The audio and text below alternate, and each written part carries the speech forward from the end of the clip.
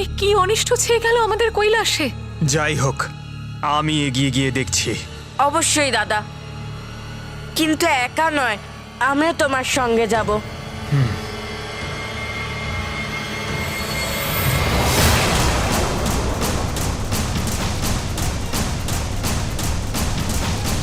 এ কি ধরনের কম্পন এলো হঠাৎ?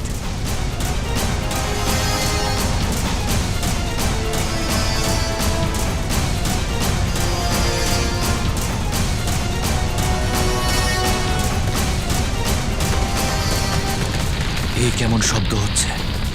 এখন কি অন্য কোনো সংকট প্রকট হচ্ছে? এই ভয়ঙ্কর ধ্বনি কিসের? এই ধ্বনি কোথা থেকে উৎপন্ন হচ্ছে?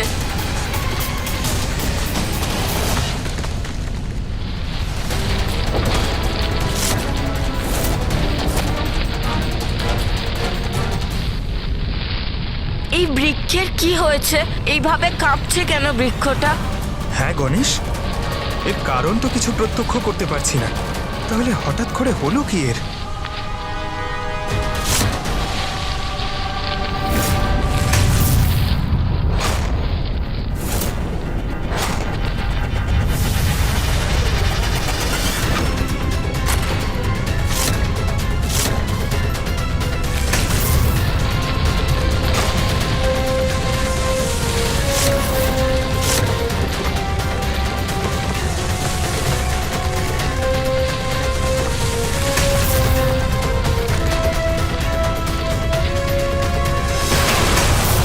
মা, পিতা, দেবগণ সাবধান, এই বৃক্ষ খণ্ডিত হয়েছে। আর এর একটা অংশ আপনাদের উপর পড়ছে, সরে যান। পার্বতী, মা! পিতা!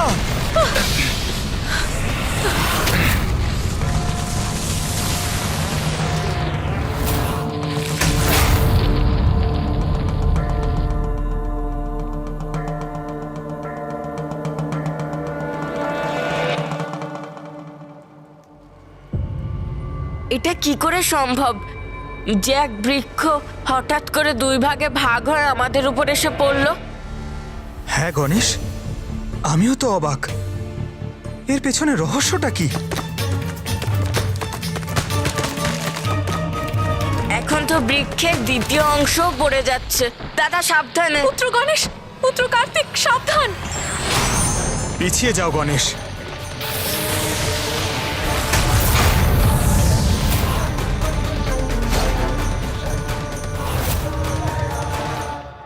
গণেশ, পুত্র কার্তিক, তোমরা দুজন ঠিক আছো তো?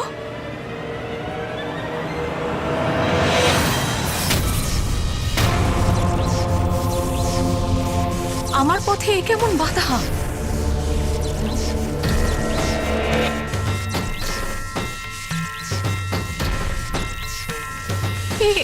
এ কেমন অদৃশ্য বাধা যে আমায় সামনে এগোতে দিচ্ছে না?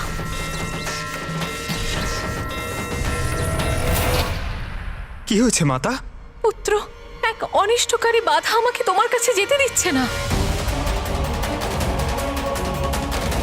কৈলাসের পথে বাধা, যা কিনা মহাদেব আর দেবী পার্বতীর পথে বাধার সৃষ্টি করছে। এটা কিভাবে সম্ভব? এমন দুঃসাহস কে দেখাতে পারে? আপনি চিন্তা করবেন না মাতা, আমি দেখছি বিষয়টা।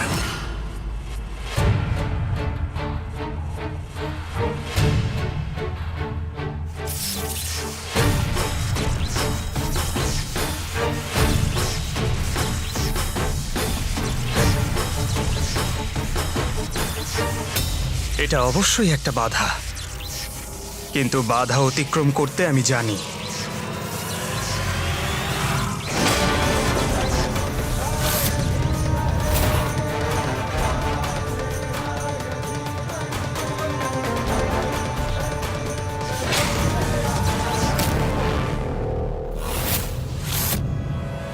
এ কেমন অদৃশ্য বাধা যা কিনা দাদাও ভঙ্গ করতে পারছে না?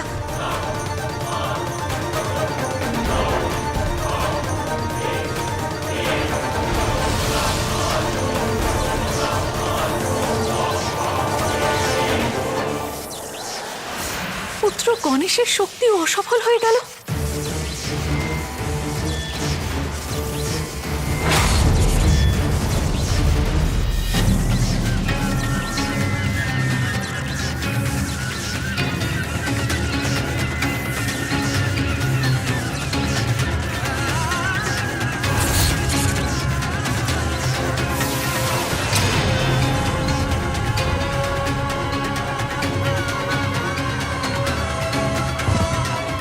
পাখিও সেই বাধা অতিক্রম করতে পারল না, তাতে বাধাপ্রাপ্ত হয়ে নিজের প্রাণ হারিয়ে বসলো।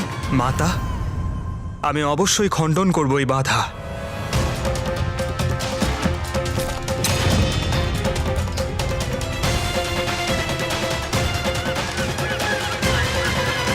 পক্ষীরাও এই বাধা অতিক্রম করতে পারছে না।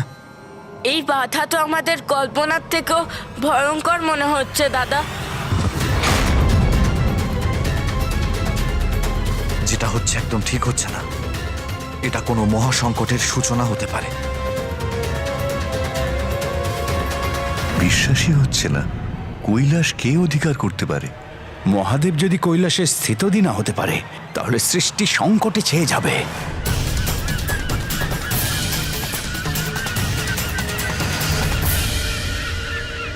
পক্ষীদের একটা দল আসছে এদিকে। এরা কি এই বাধায় আটকে আবার? এদের যদি প্রাণ বিনষ্ট হয় তাহলে এই বাধার শক্তি সম্বন্ধে কোনো সন্দেহ থাকবে না।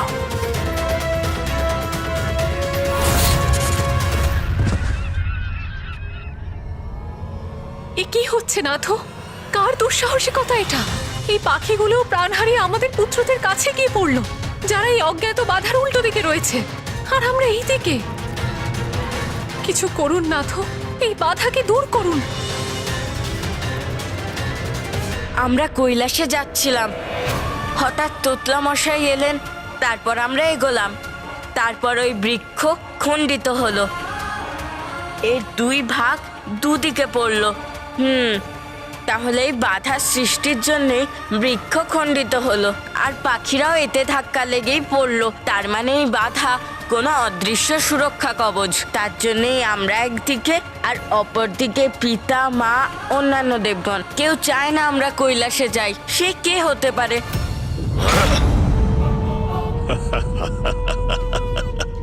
দম্ভাসুরের দম্ভ হলো তার শক্তির স্তম্ভ।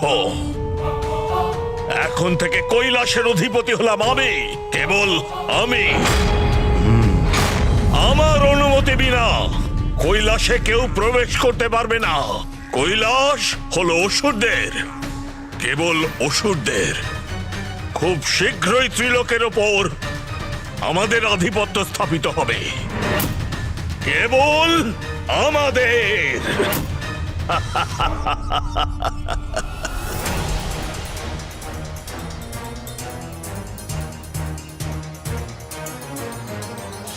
মা, তুমি পিছিয়ে যাও, আমি এক্ষুনি এই অদৃশ্য বন্ধন ভেঙে ফেলছি।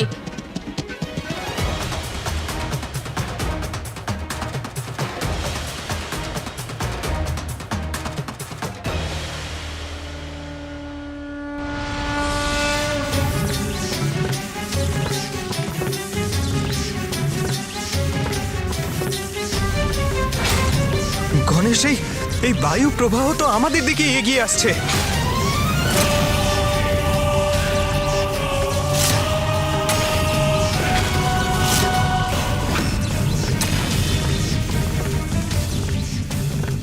আমার পুত্র গণেশের শক্তিও অসফল হলো। গণেশের দৈব শক্তিকে বিফল করে দেওয়া কি ধরনের শক্তি এটা? এটা কি করে সম্ভব? প্রথম পূজ্য শ্রী গণেশের ক্ষমতাও এই অদৃশ্য বাধায় থেকে ফিরে এসেছে। তাহলে এই বাধা দূর করার কি উপায়? আশ্চর্য, এই কি করে সম্ভব? এই শক্তির উৎস কি? এই সমস্যার নিবারণ এবার আমিই করব। আমি এই প্রতিজ্ঞার কথা রাখব। স্বামী, মহাদেব, আপনি একদম চিন্তা করবেন না। আমাকে একটি সুযোগ দিন। আমরা সবাই আমাদের চেষ্টা দিয়ে এই সমস্যার কোনো একটা সমাধান অবশ্যই বার করব। প্রভু, দয়া করে আমাকে এগোনোর জন্য অনুমতি দিন। ধন্যবাদ প্রভু।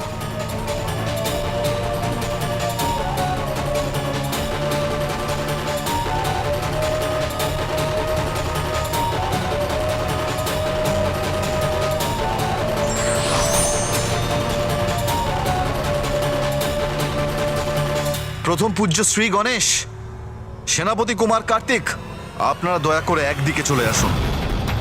এই শক্তি যেই হোক না কেন আমাদের একত্রিত শক্তির ক্ষমতা কখনোই নিতে পারবে না।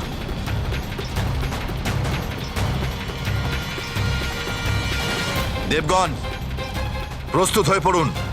সর্বপ্রথম আমরা আমাদের একত্রিত শক্তি দিয়ে এই অদৃশ্য বাধা পারাপার করব।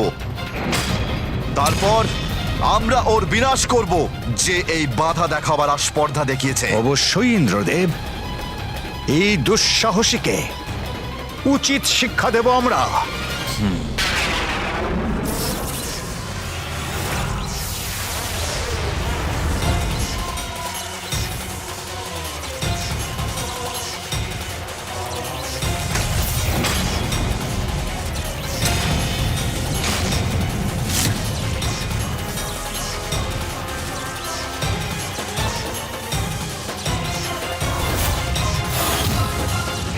এ কি হলো? আমাদের একত্রিত শক্তির এক ভাগই মাত্র ওখানে গিয়ে পৌঁছেছে সুরক্ষার জন্য। এই শক্তি তো আমাদের দিকে এগিয়ে আসছে। এ তো আরো বড় সংকট উৎপন্ন হয়ে উঠল। দেবগণ সাবধানে!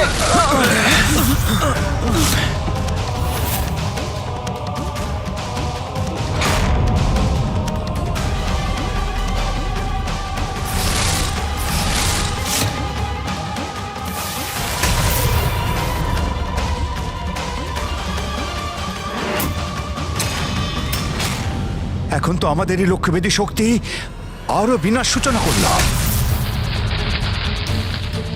পর্বত আর বৃক্ষে আঘাত করে সমস্ত শক্তি আমাদের নষ্ট করে দিচ্ছে। দেবতাদের শক্তি তো কৈলাসের কেন্দ্রের দিকে যাচ্ছে। যদি এই শক্তি কৈলাসের সাথে ধাক্কা খায় তাহলে অনেক বড় ক্ষতি হয়ে যাবে। কৈলাস তো এবার সুরক্ষিত, কিন্তু এ আমরা কি করলাম? আমাদের ক্ষমতা এই বাধায় আটকে এর বহুশিরের সঙ্গে আঘাত খাচ্ছে। এই সমস্যা দূর হবার বদলে আরো ঘনীভূত হলো ইন্দ্রদেব। হ্যাঁ, এইভাবে শক্তি বাধাপ্রাপ্ত হলে কৈলাস খুব তাড়াতাড়ি ধ্বংস হয়ে যাবে। যদি এটা হয় তাহলে খুব বড় অনর্থ হয়ে যাবে। আর এই সমস্যার মূল কারণ হব আমরা দেবতারা।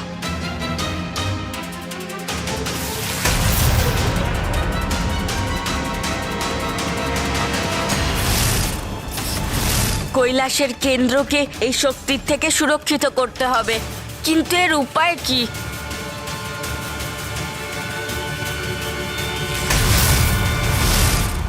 একথা স্পষ্ট, কৈলাসের চারপাশ একটা শক্তিশালী অদৃশ্য বাধা দিয়ে ঘেরা। হ্যাঁ মহাদেব, যে কারণে দেবতাদের এই শক্তির এক ভয়ঙ্কর পরিণাম হতে পারে। সেই শক্তি বারবার ফিরে যাওয়ার জন্য প্রতীক্ষমান। কৈলাসের কেন্দ্রবিন্দুও সেই শক্তির লক্ষ্য হতে পারে। তাহলে তো সর্বনাশ হয়ে যাবে নারায়ণ। যদি কৈলাস ক্ষতিগ্রস্ত হয় তাহলে সমগ্র সৃষ্টি ক্ষতিগ্রস্ত হবে। কিন্তু ব্রহ্মদেব, পরিস্থিতি অনুযায়ী যদি ব্যবস্থা না নেওয়া হয় সংকট আরো বেড়ে যায়। শক্তির প্রয়োগ বুদ্ধি দিয়ে করা উচিত। সেই জন্য এর কারণ বুঝে আমাকেই কিছু করতে হবে।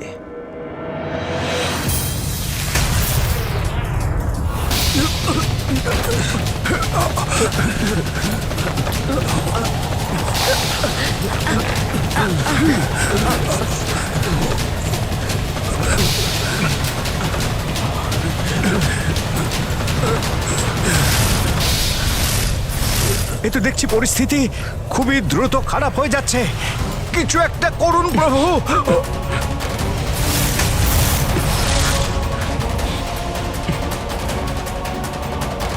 শক্তি কখনো নষ্ট হয় না। যে শক্তি দেবতারা উৎপন্ন করেছেন এটাকে তা নষ্ট করতে পারবে না, কারণ তার একটা অংশ এখানে বাধা হয়ে দাঁড়িয়ে আছে। সংকট উৎপন্নের এটাই একমাত্র কারণ।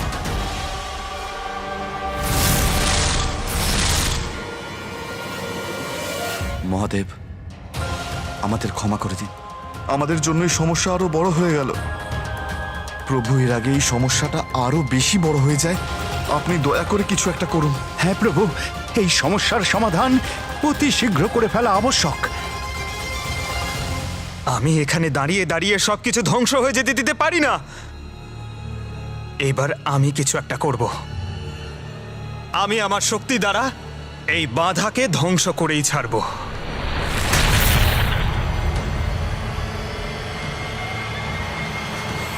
দাঁড়াও কার্তিক।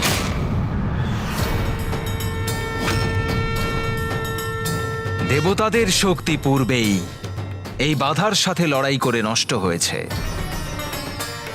তোমার আঘাতে তা আরো নষ্ট হতে পারে, আর কৈলাস সংকটে পড়তে পারে। তাই তোমার শক্তি প্রহার করো না। কিন্তু এই শক্তি কোথা থেকে উৎপন্ন হয়েছে পিতা, যে আমরা কেউ ভঙ্গ করতে পারছি না? গণেশের প্রশ্নটা সত্য মহাদেব। এই অপরাজেয় শক্তির পেছনে যে রহস্য আছে সেটা শীঘ্র অনুধাবন করতে হবে। হ্যাঁ মহাদেব, এবার আর দেরি করা ঠিক হবে না।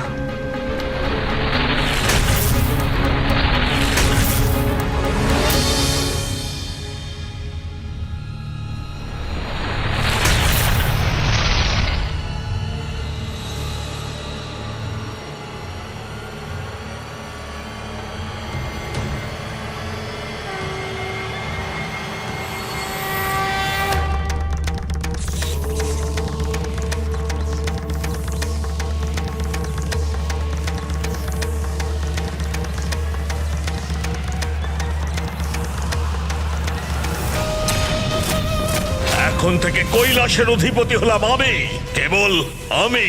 খুব শীঘ্রই ত্রিলোকের ওপর আমাদের আধিপত্য স্থাপিত হবে, কেবল আমাদের।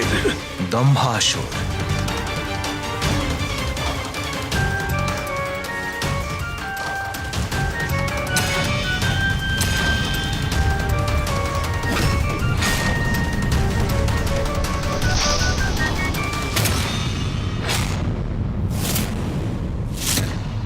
দম্ভাসুরই এসবের কারণ।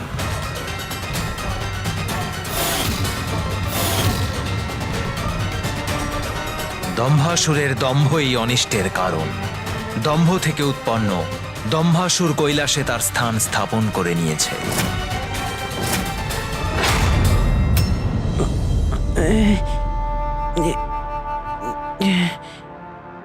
হ্যাঁ মহাদেব, এই দম্ভাসুরই এই সমস্ত অনর্থের মূল কারণ।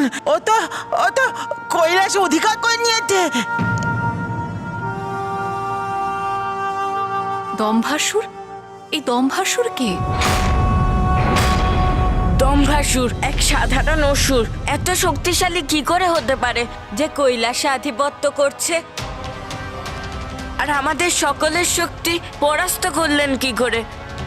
দম্ভাসুর কৈলাসের শক্তি দিয়েই কৈলাসকে ঘিরে রেখেছে।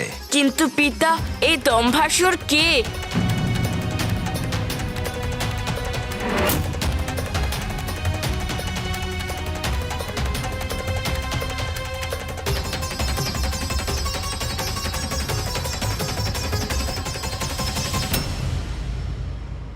ব্রহ্মদেবের অংশ এই দম্ভাসুর। ব্রহ্মদেবের অংশ এই দম্ভাসুর।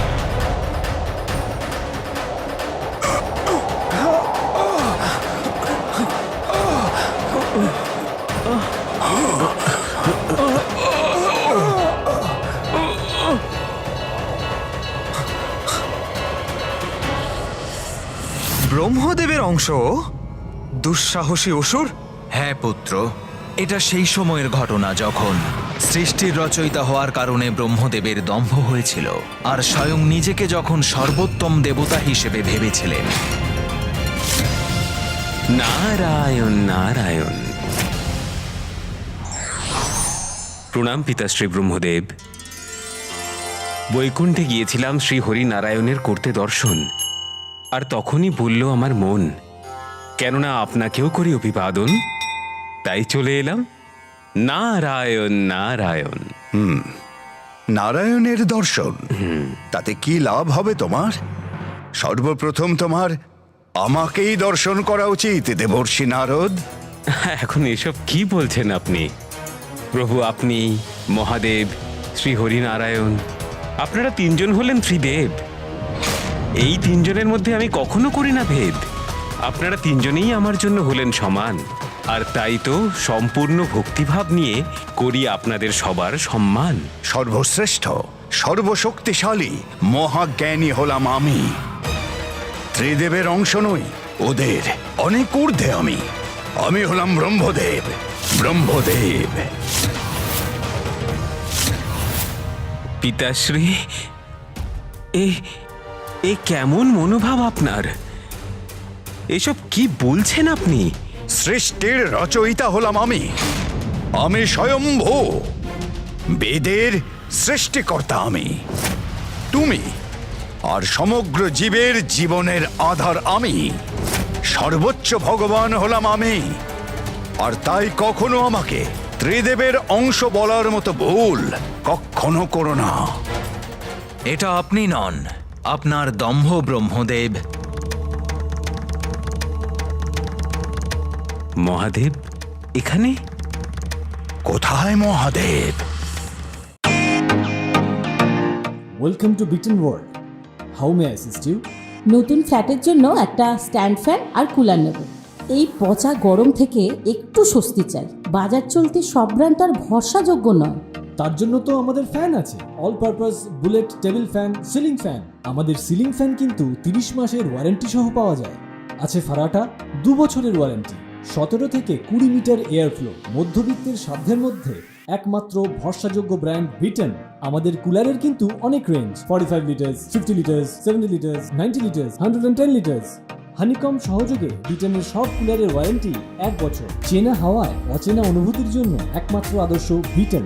গরমে স্বস্তি পেতে বিটেনের ফ্যান হোক বা কুলার, আজই আনুন বাড়িতে। Beaten, digitally years.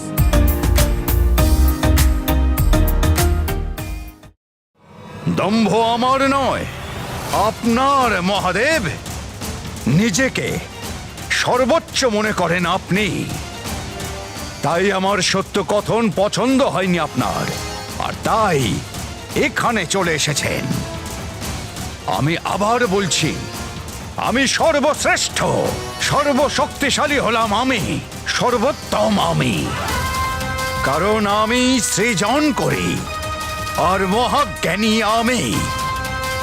মহাদেব আর নারায়ণের থেকে অনেক বেশি উত্তম আমি। আপনার কথা যদি সত্যি হয় তাহলে আমার প্রশ্নের উত্তর আপনি নিশ্চয়ই জানেন।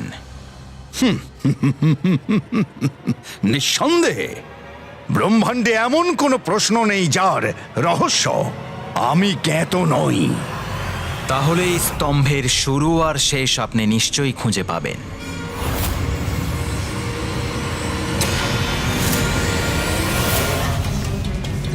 এই প্রশ্ন এমন আর কি কঠিন, আমি এক্ষুনি অনুভব করে নিচ্ছি।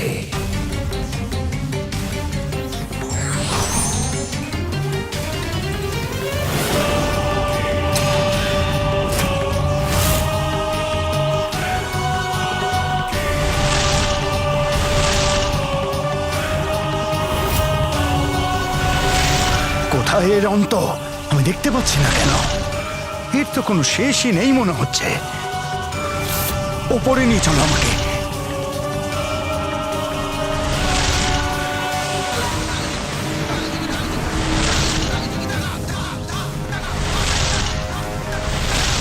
ব্রহ্মাণ্ডের উচ্চতায় এর আরম্ভ দেখতে পাচ্ছি না। সত্যি এই তো দেখছি অনন্ত, কিন্তু মহাদেবকে তো আমায় উত্তর দিতেই হবে, অন্যথায় আমি অপমানিত হব। আসলে যে প্রশ্নের উত্তর আমার জানা নেই, সে প্রশ্নের উত্তর ওনার কাছেও থাকা উচিত নয়।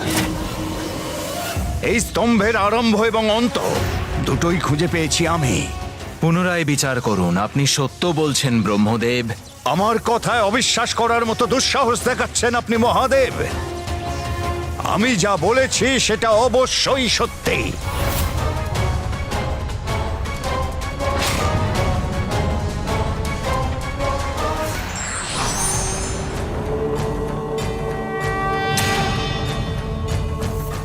প্রণাম প্রভু। একে এই স্তম্ভের মধ্যে আপনি অবস্থান করেছিলেন? তাহলে আমাকে অপমান করার জন্য এই ছল করেছিলেন আপনি? আমাকে পরীক্ষা করতে চাইছেন, কিন্তু আমাকে পরীক্ষা করার মতো আপনার কি অধিকার আছে? আমি হলাম ব্রহ্মদেব, সর্বোচ্চ সর্বশক্তিশালী পরম ব্রহ্ম আমি।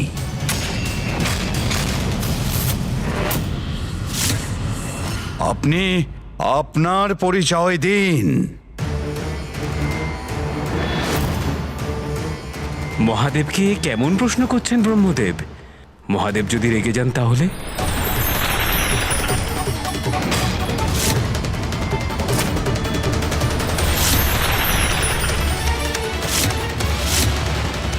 আমি হলাম কাল ভৈরব, আমি হলাম কাল ভৈরব, আমি হলাম কাল ভৈরব।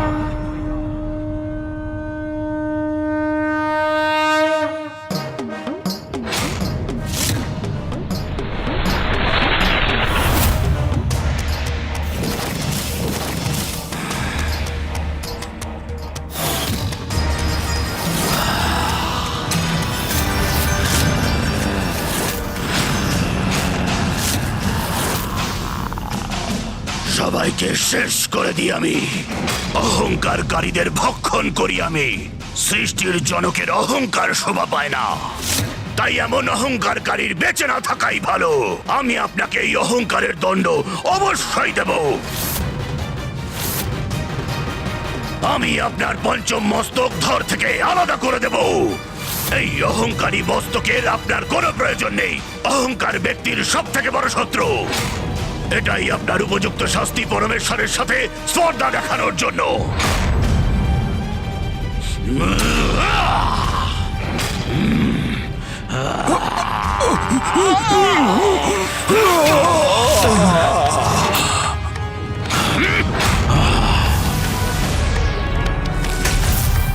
ব্রহ্মদেবের দম্ভরূপী ওনার ওই মস্তকের ভস্য থেকে কালান্তরে দম্ভাসুর নামে এক অসুরের জন্ম হয়। তাহলে তো দম্ভাসুর নিশ্চয়ই খুব শক্তিশালী। হ্যাঁ, আরও একা নয়, ওর সাথে ওর 2 শক্তিশালী পুত্র রয়েছে।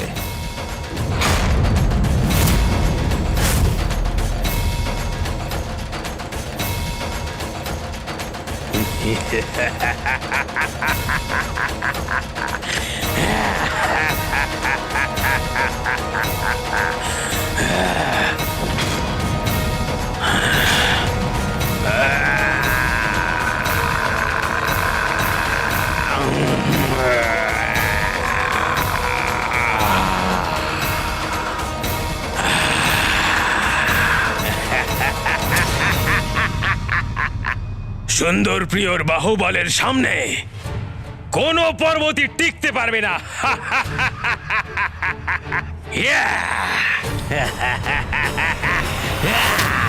অত্যন্ত বলশালী যোদ্ধা, বিশাল আকার এই সুন্দর প্রিয়। ওর অপার শক্তির অনেক কাহিনী রয়েছে।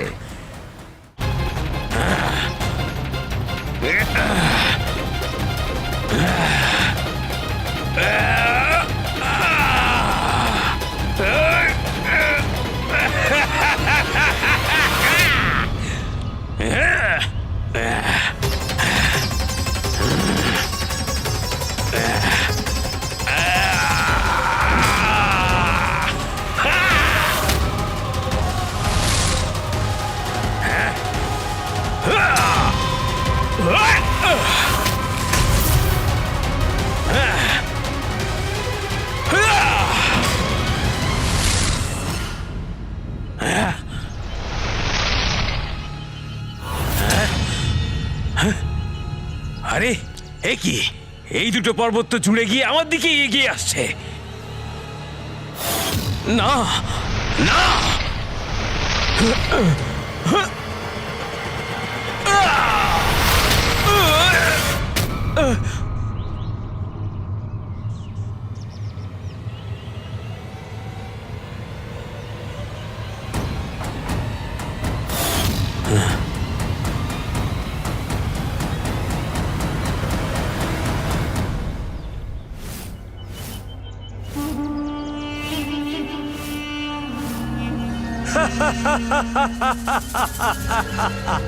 মায়া, ভ্রাতাশ্রী মায়া, আপনার বল আমার মায়ার কাছে নিষ্ফল হয়ে গেছে। তাহলে এটা তোমার মায়া বিশ্বপ্রিয়। আমি এখনো তোমাকে সাবধান করছি, বন্ধ করো তোমার মায়া, না হলে কিন্তু পরিণাম ভালো হবে না।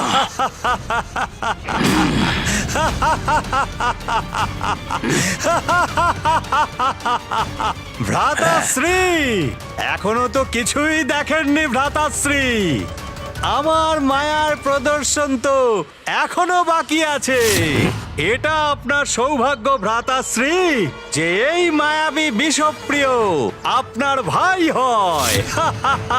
আপনি একদম চিন্তা করবেন না, আপনি পুরো সুরক্ষিত। অতি উত্তম পুত্র। তোমরা দুজন আমার গর্ব, আমার অভিমান আর অহংকারও বটে। দম্ভাসুরের দম্ভের আধার। তোমাদের দুজনের শক্তি দিয়ে আমি ত্রিলোক বিজয় করতে পারি। অবশ্যই পিতাশ্রী, অবশ্যই।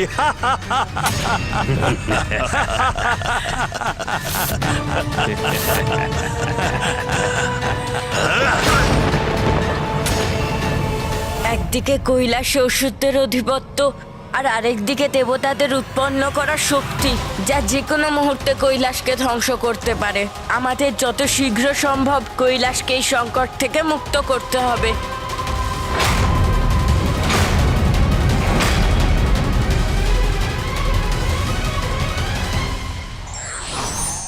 দম্ভ এবং অহংকার ব্যক্তির দ্বারা ভুলই করায় না, বরং ব্যক্তির বিনাশেরও কারণ হয়।